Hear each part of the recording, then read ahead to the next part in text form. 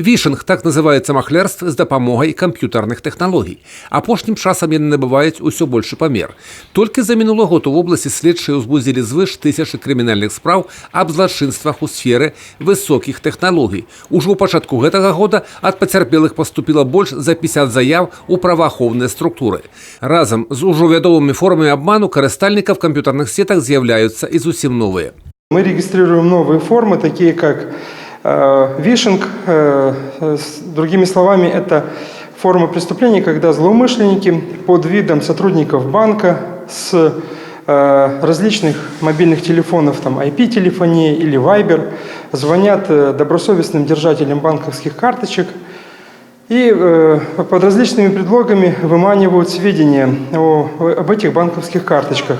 У сферу увагі махляроў апошнім часам трапілі і спецыяльныя віртуальныя пляцоўкі для продажы тавараў секонд-хенд.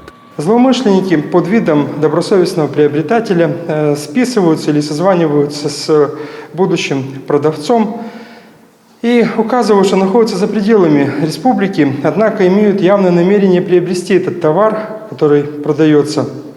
Для того, чтобы его приобрести, просят продавца скинуть реквизиты банковской карточки, на которые в последующем будут переведены денежные средства. Нягледзячы на прафілактычную работу праваахоўных структур і папярэджанні, вялікая колькасць людзей, пераважна больш сталага ўзросту, губляюць свае грошы з-за веры ў тое, што яны быццам бы выйгралі буйныя сродкі ці дарагі тавар у латарэі і неабходна плаціць паштовую перасылку і афармленне спецыяльных папер. Такія паведамленні ім прыходзяць ад імя нейкіх банкаўскіх структур ці вядомых фірм.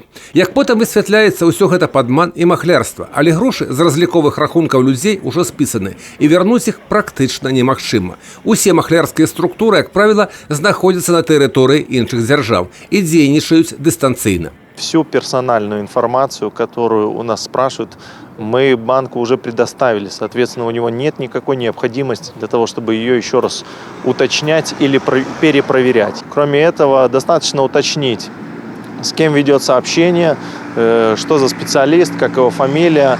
Любой специалист эту информацию, конечно же, предоставит, после чего можно положить трубку, перезвонить на тот номер, с которого осуществлялось соединение, и уточнить, действительно ли работает такой специалист в банке, и действительно ли он звонил гражданину с тем или иным вопросом.